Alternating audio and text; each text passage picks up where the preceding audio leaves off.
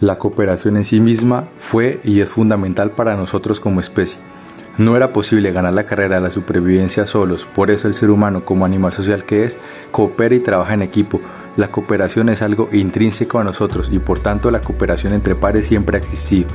Ahora bien, la cooperación internacional y los primeros pasos que se dieron en esa dirección se pueden encontrar en el ámbito comercial, pues el Convenio de París de 1883, que trataba sobre patentes y propiedad industrial, y el Convenio de Berna de 1886 para la protección de obras literarias y artísticas son algunos ejemplos, por lo cual el siglo XIX se vislumbra como una época en la cual se empezó a desarrollar un paradigma de cooperación internacional en el marco de un derecho internacional, pero no sería sino hasta el siglo XX donde todo ese interés se vería reflejado en tratados y convenios internacionales como el que dio lugar a la Liga de Naciones en 1919.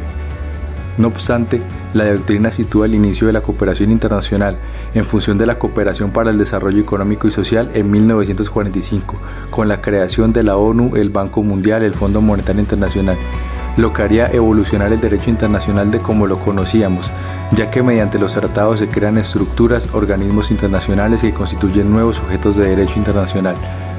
Esas estructuras de origen convencional tienen que ver con organismos que monopolizan la fuerza, como por ejemplo el Consejo de Seguridad de la ONU, o resuelven las controversias como la Corte Internacional de Justicia.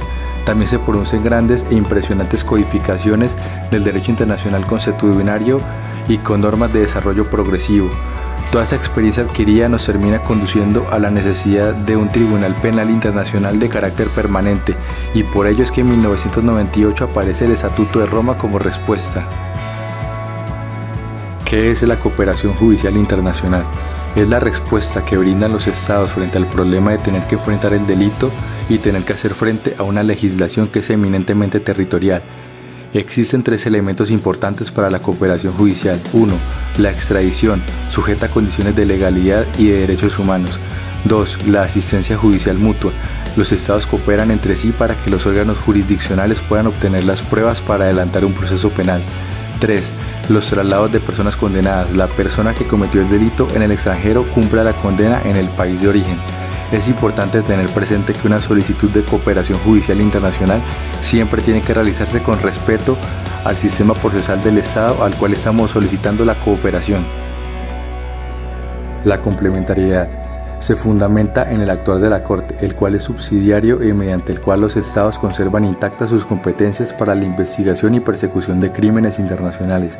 En tanto, la Corte Penal Internacional está jurídicamente facultada para actuar solo en casos puntuales, cuando un asunto determinado y de gravedad suficiente no ha sido abordado por las autoridades estatales o éstas no han actuado de acuerdo con los estándares mínimos establecidos en la regulación del estatuto. En estos casos, la Corte actúa en cooperación con los Estados. Por tanto, la cooperación internacional constituye uno de los pilares sobre los que se basa la actuación de la Corte Penal Internacional. La experiencia acumulada, sobre todo en las situaciones remitidas por el Consejo de Seguridad de las Naciones Unidas, permite observar las dificultades existentes ante la negación de los Estados de cooperar con la Corte. Por ello se tiene que la eficacia hacer de la Corte está íntimamente relacionado con la cooperación mediante la complementariedad. Cooperación internacional en el Estatuto de Roma. En el artículo 86 encontramos estipulada la obligación general de cooperar. Allí se estipula que todos los Estados partes, de conformidad con lo dispuesto en ese estatuto, cooperarán plenamente en la Corte en relación con la investigación y el enjuiciamiento de crímenes de su competencia. No obstante, este articulado no se limita a la cooperación en materia de investigación y enjuiciamiento, sino que también se extenderá en otras instancias del proceso de la Corte. La formulación de cooperación encuentra como fórmula tradicional de transmisión de solicitudes recogidas en el artículo 87 que la Corte estará facultada para formular solicitudes de cooperación a los Estados partes de manera diplomática, generalmente de manera escrita. Estas solicitudes de cooperación estarán redactadas en el idioma oficial del Estado requerido. Si no fuera posible redactarlas en el idioma oficial del Estado requerido, se anexará una traducción al idioma oficial del Estado requerido.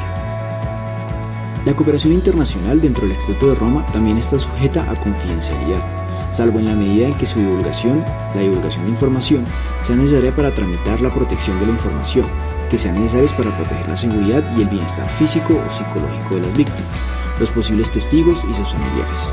Así, los Estados partes se asegurarán además de que en el derecho interno existan procedimientos aplicables a todas las formas de cooperación especificadas en la presente parte. Respecto a la entrega de personas a la Corte, encontramos que en el artículo 89 del Estatuto de Roma, la Corte podrá transmitir una solicitud de detención y entrega de una persona a todo Estado cuyo territorio pueda hallarse y solicitará una cooperación de ese Estado. Cuando una persona impugne ante un tribunal nacional oponiendo la acepción de cosa juzgada, el Estado lo consultará con la Corte. En caso de que la persona buscada esté siendo enjuiciada o cumpla condena en el Estado requerido por un crimen distinto de aquel por el cual se pide su entrega en la Corte, el Estado requerido, después de haber cedido o conceder la entrega, celebrará consultas con la Corte. El Estado parte que haya recibido una solicitud de la Corte relativa a la entrega de una persona y que reciba además de eso una solicitud de extradición de otro Estado, notificará a la Corte y el Estado requiriente de ese hecho. Si el Estado requiriente es un Estado parte, el Estado requerido dará prioridad a la solicitud de la Corte. Si el Estado requiriente no es parte en el presente estatuto, en caso de que no esté obligado por alguna norma internacional a conceder la extradición al Estado requiriente, dará prioridad a la solicitud que haya hecho la Corte.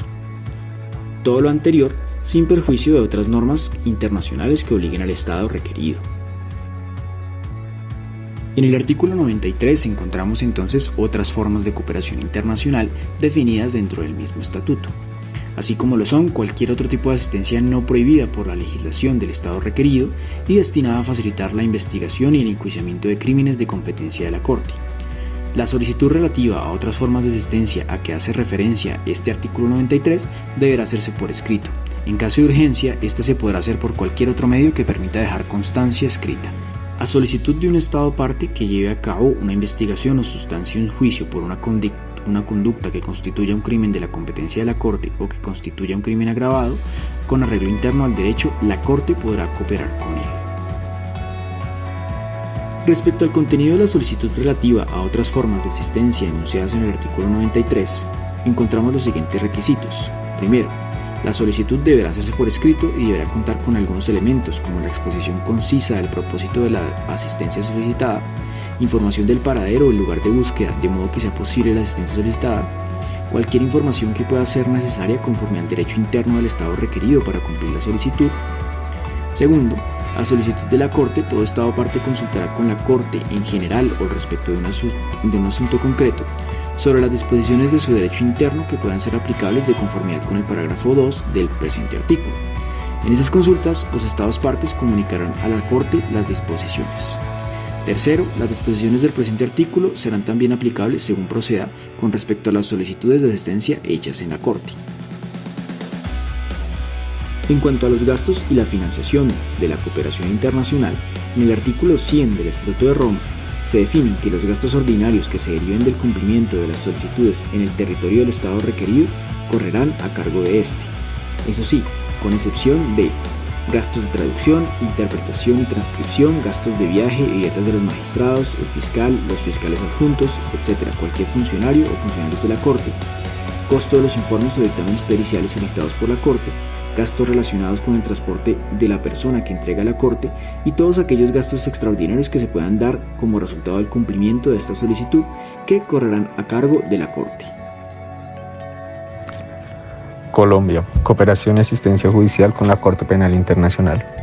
Aunque el proceso de adopción y aprobación del Estatuto de Roma se surtió con relativo éxito y con una celeridad que sorprendió incluso a los más escépticos, el proceso de implementación de dicho estatuto ha sido un tanto disfuncional, en razón de que su puesta en marcha dentro del contexto colombiano no ha estado dentro de las prioridades de aquellos actores que hacen parte del poder político.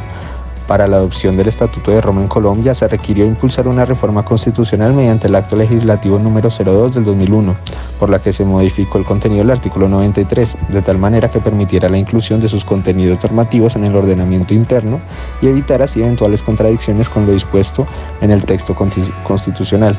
Posteriormente, el gobierno presentó un proyecto de ley que finalmente fue aprobado como Ley número 742 del 2002, por medio de la cual se aprobó la adopción del Estatuto de Roma en Colombia.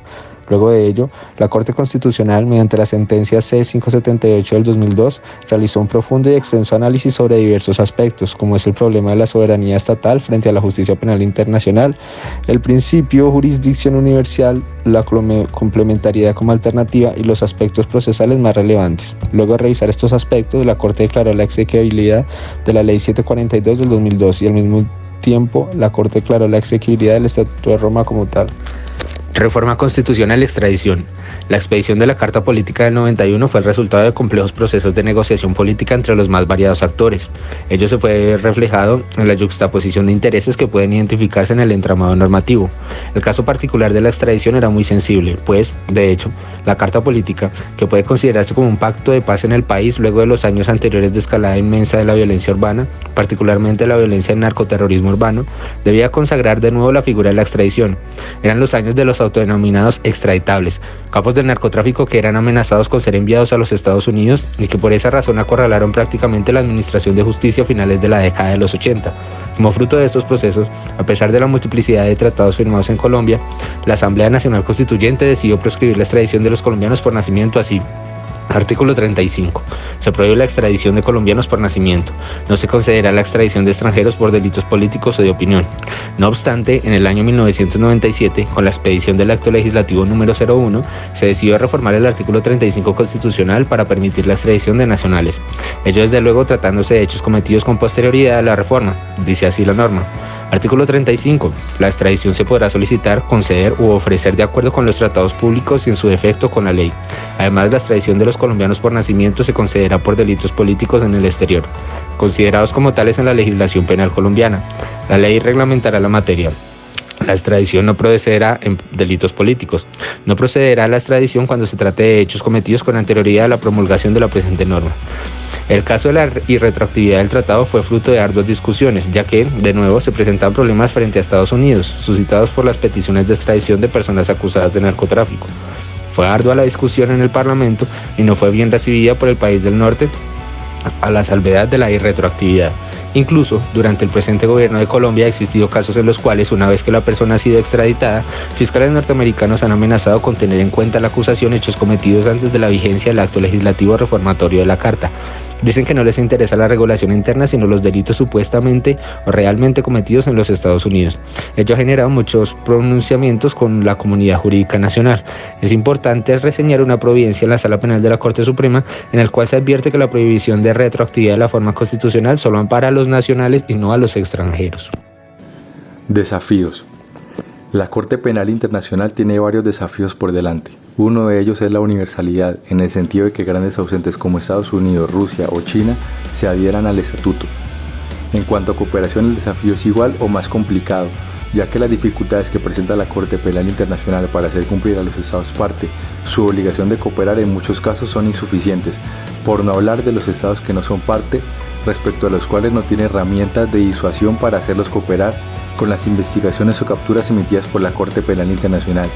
Y a ello hay que sumarle la indiferencia del Consejo de Seguridad de la ONU, por lo cual el desafío que tiene la Corte por delante es idear un método que los estados cooperen, sobre todo cuando se trata de detención o entrega de personas, pero sin que ello suponga una extralimitación que incite a los estados a abandonar el estatuto.